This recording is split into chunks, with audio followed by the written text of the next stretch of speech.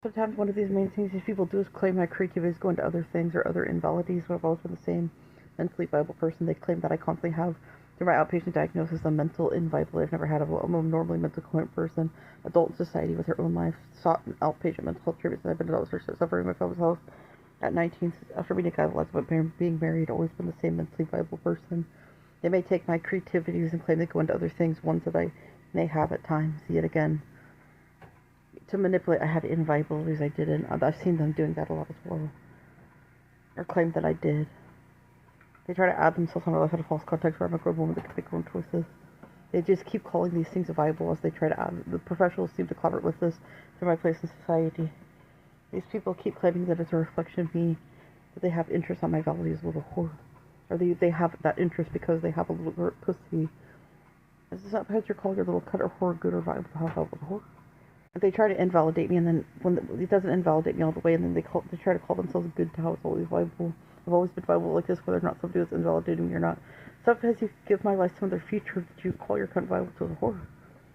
It's not because you claim I had some other invalidability as a whore that would have been viable to me. It's not because you just claim you're viable to my life in any which way as a whore.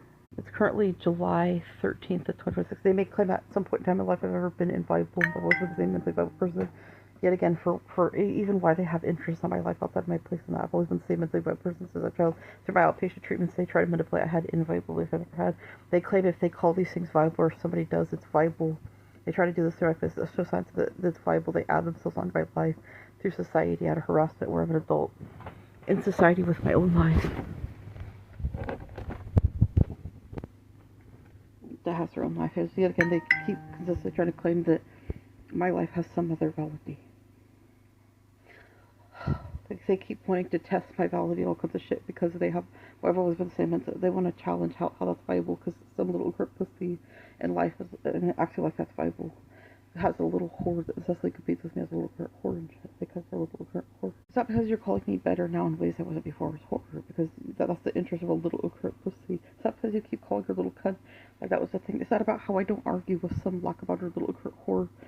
It doesn't grasp the place as a horror, because yet again, some little ignorant whore has a complete total little ignorant pussy, because they're a complete total little whore. So that's not my issue. You have an issue with me talking to some little ignorant whore because they're a little ignorant pussy, or whore that excessively competes with me as a lack-of-boundary little whore, the way I do it for a lack-of-boundary little whore. It's not about how I respect some lack-of-boundary little ignorant whore because they're a little ignorant pussy, or cunt, or whore because they're a little ignorant whore that incessantly competes with me as a little whore. It's not because you would call your cunt good or vibe to talk about before.